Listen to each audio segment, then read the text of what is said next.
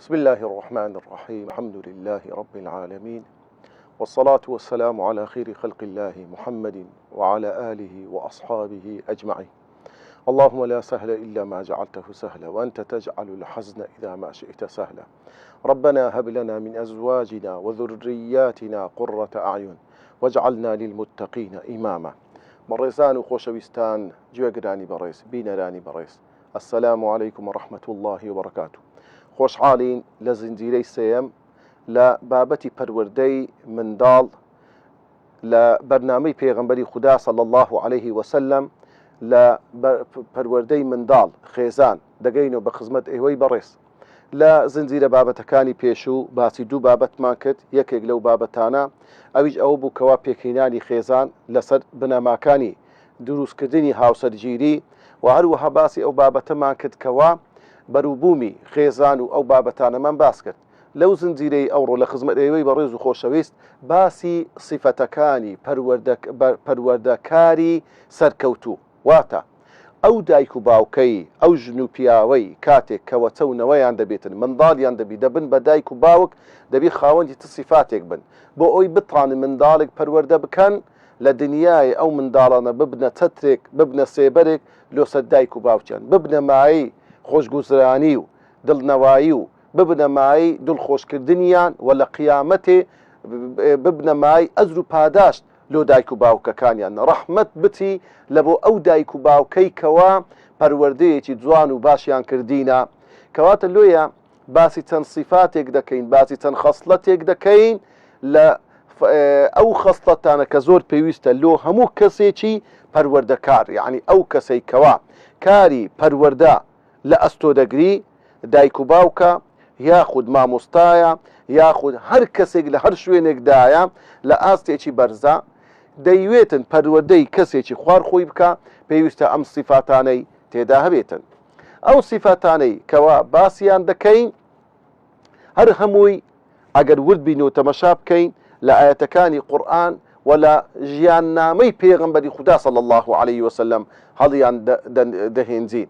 خۆشەویستان، یەکەم سیفەتی ئەو دایک و باوکەی کەوا کاری پەروەردە دەکا و هەموو کەسێک بەگشتی ئەگەر مامۆستاژ بی لە ناو پۆلەکەی خۆی، ئەگەر بە ڕێوەبەرێک بیتن لەو شوێنەی کەوا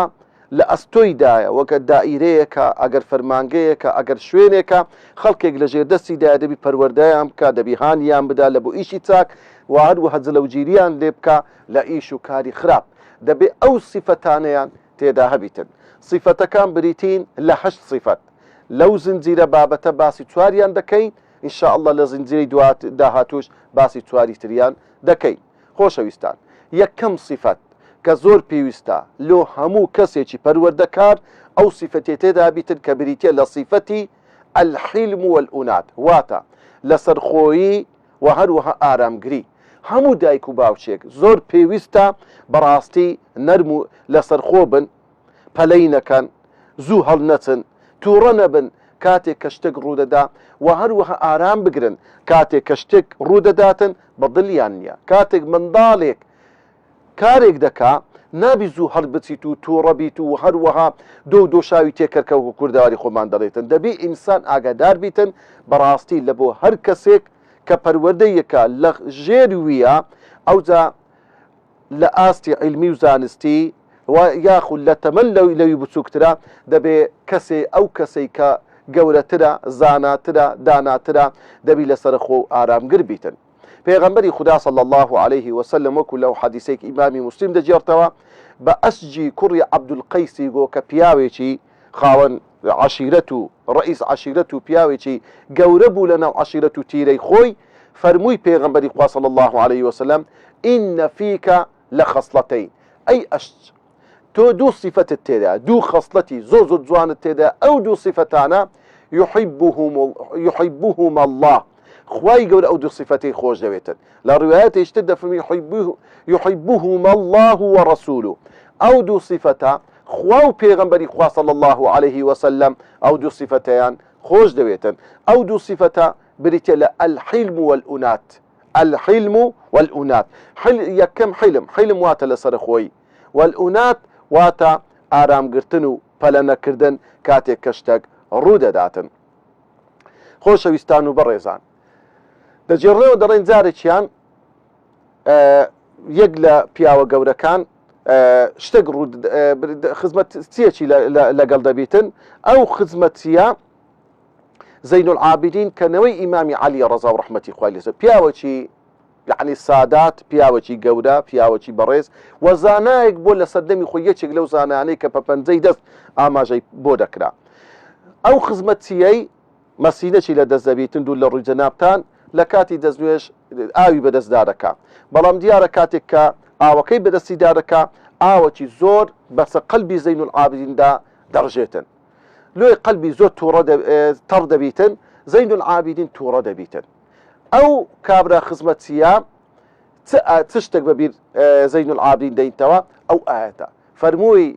والكاظمين الغيظ والعافين عن الناس والله يحب المحسنين زين العابدين أو پیاوە خوا ناسە دیندارە کاتێک جێی لەو ئاەتەی بوو ڕاستە و خۆ ملکەز دەبی لە ئەمر و فەرمانی خوا تووڕەبوونەکەی خۆی سار دەکاتەوە و هەروەها فەرمووی والكاظمين الغيظ خوای گەورە مەدح و سەنای ئەو کەسانە دەکا کە ئەهلی تەقوان صیفەتیان ئەوەیە لە کاتی تووڕەبوونی خۆیان دادەمرچێننەوە تووڕەبوونی خۆیان بە دەرناخن لۆیە یەکەوسە زەین العابدین فەرمووی ئەوە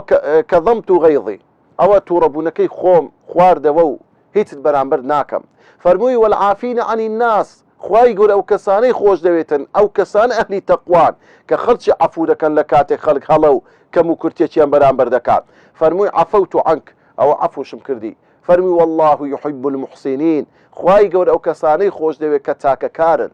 ڕاستەوخۆ گوتی بڕۆ هیچ کە خزمەتم مەکە ئەمن ئەتوم ئازاد کردو لە خۆتت ئیش و کارێک دەکەی بیکە ئەها پیاو چاکەن ئەوها بوونە لۆیە ئێمە کاتێک منداڵێکمان یان پیاوی خێزانەکەی هەڵەیەک دەکا شتێک دەکا لە ماڵی جاروێ پیارەک دەستچێ لە ماڵی جاروێ بەرداغێک دەستچێ دایکەکە لە جێی خۆی دەیکاتە دەنگە دەنگ و دەستت بشتێ ملت بشتێ چاوت کۆرەبی ئەوە نەتزانی لە بەرچێتە ئێستا نابیە فێری ئیش نابی ئەو منداڵی وا لێ دەکاتن دەستچێتەوە لەسەر شتێکی زۆر بەسیط بەڕێزان پیارەیەک بشتێ دەتاین دەستەیەک پیارە بکڕیەوە بە 2000-3000 دینار بەڵام ئەگە دڵت بشتێ چۆن چاچی دەکەیەوە زۆر زەحمەتە لۆیە بەڕێزان و خۆشەویستان بزانە ئینسان دەبیر کاتێک شتێک ڕوو دەدا کە بە دڵت نییە دەبی ئاگادار بی و بزانی کەوا هەرس و کەوتێکی جوان و ڕێک و پێک بکەی ئاگاداری بکەیەوە بەڵام بە شێوازێکی وانە کە ئیشەکە گەورە بیت و دڵی ئەو کەسەی بشتێنی و عاجزی بکەیت خاڵی دووەم لۆ وەکو صیفەت و خەسلەتی پەروەردەکار ئەو کەسەی کە کاری پەروەردە دەکا ئەویش بریتێ لەوەی نەرمونیانی و خۆ بە دوورگرتن لە توند و تیژی واتە ئەڕیفق ڕیفق واتە نەرمونیانی و لەسەر خۆیی تەواو ڕیفق خۆشەویستان و بەڕێزان صیفەتی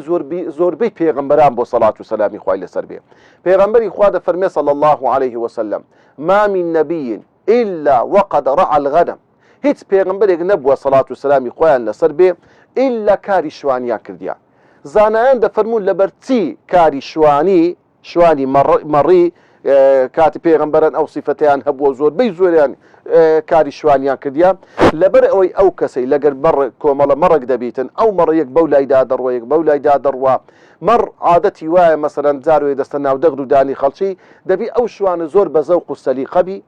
زۆر وردبی ئاگادار بی بزانی ئەو مەڕانە کۆ بکاتەوە سەر یەکتر زەڕی نەکەن لەگەریان بە نەرم و لەسەر خۆی بیتن بۆیە ئەو کەسەی کاری شوانی بکاتن کەسێکی نەرم و نیان و لەسەر خۆ دەبیتن لۆیە پێغەمبەری خوا دەفەرمێ و ئەمنیش کاری شوانیم کردە لۆ ئافرەتێکی خەڵکی مەککە بە پارەیەکی کەم کە کاری شوانی بکردیان نەرمونیانی صیفەتێکی زۆر زۆر گەورەیە پێغەمبەری خوا دەفەرمێ صلی الله عليه وسلم إن الله يعطي على الرفق ما لا يعطي على غيره پێغەمبەر دەفەرمێ صلی الله عليه وسلم إن الله رفيق يحب الرفق خوای گەورە نەرمونیانە وەشتی وەک ئەو کەسەی خۆش دەوێ کە صیفەتی نەرمونیانی تێدایە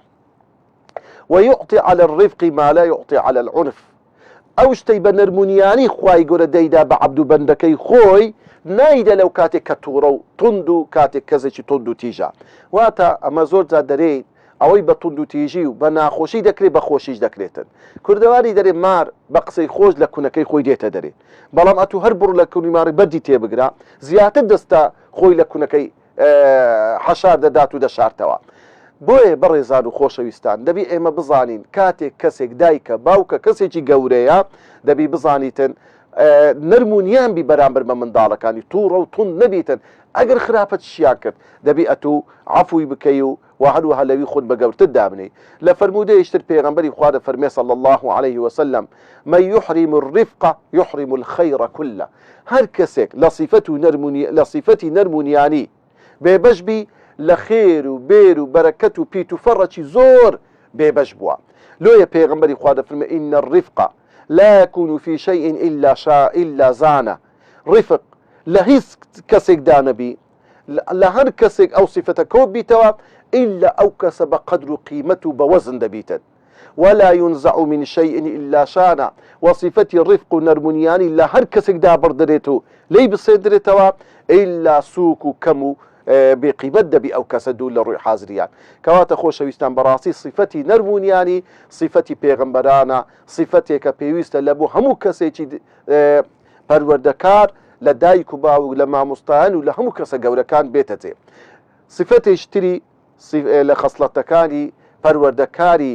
سەرکەوتوو ئەویش ئەوەیە کەسێکی بە سۆز و بەزەیی بیتن. خۆشەویستان بەڕاستی پێویستە ئینسان نەرمونیان کەسێک بی سۆز و بەزەیی هەبیتن، بەڕەحم بی بەرامبەر بەو کەسانە. بزانە پێغەمبەری خوا صلی الله عليه وسلم دەفەرمێ لەیسە میننا، ئەو کەسە لە ئێمە نییە. چێبی دەبی لە ئومەتی پێغەمبەر نەبێت، صیفەتی ئومەتی پێغەمبەری تێدا نەبێتن. من لم يرحم صغيرنا ويوقر كبيرنا. ئەو کەسەی سۆز و ڕەحم و بەزەیی نەبی لەگەر کەسێکی لە خۆی بچووکتر، کەسێکی لە خۆی کەمتر کەواسی لە ئاست و ئەوەی بەرکەمترە لە خۆی. کەواتە لۆیە بزانە پێغەمبەر دەفەرمێ ئەو کەسە لە ئێمە نییە و ئەو کەسەش لە ئێمە نییە. کەسێکی بچووک ڕێز لە خۆی لە گەورەتر نەگریتن. لۆیە بزانە کۆمەڵێک لە ئەبوو سولەیمانی مالیکی کوڕی حوەیڕث دەفەرمێ ئێمە کۆمەڵە گەنجێک بووین، هەمووی لێک تەمەن بووین. هاتینە خزمەت پێغەمبەری خوا صلی الله عليه وسلم، نزیکەی 20 شەو لە خزمەت پێغەمبەر ماینەوە لەوەی شارەزای دینی ئیسلام بین. دوای ئەو 20 شەوەی کە ماینەوە پێغەمبەری خوا صلی الله عليه وسلم فەرمووی ارجعوا إلى أهلكم، بگەڕێنە ناو ماڵ و منداڵی خۆتان. ها سۆز و بەزەی پێغەمبەر، یعنی کەسێک ماوەیەک چووە سەفەرێک پێویستە ڕەچاوی حەقی ماڵ و منداڵی بکە، زوو بگەڕێتەوە، خەمی ماڵ و منداڵی بی، بە تەلەفۆن بەسەریان بکاتەوە، نەک بە مانگ بخۆی لە وڵاتان پار بداتەوە ئاگەی لە ماڵ و منداڵەکەی نەبی. پێغەمبەر فەرمووی بگەڕێنە ناو ماڵ و منداڵەکانتان، فأقیموا فیهم، لە ناوان بمێننەوە، وعلموهم، وفێری ئەو دینەی بکەن کە لە منتان وەگرت، وبڕوهم، وتاکەیان لەگە بکەن. ئێوە گەنجن، تەمەنتان لە تەمەنی گەنجایەتی و لاویەتین، چاکە بکەن لەگە دایک و باوک و لەگەر ئەو کەسانی کە لە ماڵ و منداڵتانە، یان دایک و باوک لەگەر منداڵەکانیان چاکەی بکەن. وصلوا كذا في حين كذا، نوێژەکانتان لەو وەختە و لەو وەختەی بکەن. بەو شێوەیە پێغەمبەر صلی الله عليه وسلم ئامۆژگاری کردن. خاڵی چیتر ئاخر خاڵ کە باسی بکەیت ئەویش ئەوەیەکەوە ئاسانکاریکردن. یعنی بەڕاستی پێویستە خەسڵەتی کەسی پەروەردەکار حتا پێی بکرێتن کار ئاسانی بکە لۆ ماڵ و منداڵەکەی، لە بۆ کوڕەکەی، لە بۆ کچەکەی، شتەی بە زەحمەت نەیەقیتن. لۆیە عائشە دەفەرمێ ما خير رسول الله صلى الله عليه وسلم بين أمرين إلا اختار أيسرهما ما لم يكن إثما. پێغەمبەر دەفەرمێ صلى الله عليه وسلم، عائشە دەفەرمێ پێغەمبەری خوا ئەگەر لە بینی دوو شت سەرپشک بکرابایە ئیلا چیهانی ئاسانترە ئەوی هەڵدەبژارد مەگەر ئەگە گوناح بایە. ئەگەر تا مادەم گوناحی تێدا نەبایە کامیان ئاسانتر بوو ئەوی هەڵدەبژارد. کەواتە پێویستە ئێمەش بە ڕێزان و خۆشەویستان کەسێک مامۆستایە، کەسێک دایک و باوکە، یعنی بزانین لەوە فێرکردن، لە بۆ شێوازی نوێش، لە بۆ هەر صیفەتێک کە بتوانێت پەروەردەی منداڵەکەی پێ بکاتن، کام لایانی ئاسانە، کام لایانی باشە، ئەو لایەنە هەڵبژێری لە ماڵ و منداڵەکەی دەپاڕینەوە لە خوای گەورە. خوای گەورە ماڵ و منداڵێکی ساڵح و باشمان بە قسمت بکە، خوای گەورە منداڵەکانمان ساڵح بکە، خوای گەورە دایک و باوکەکانمان بکاتە نمونەی پەروەردەکاری چاک و باش، و خوای گەورە سبحانه وتعالى هەموو کردەوە و هەموو کردار و گفتارێکمان لێ قبول بکە بە ئیخلاسەوە وصلى الله وسلم على سيدنا محمد وعلى آله وصحبه أجمعين.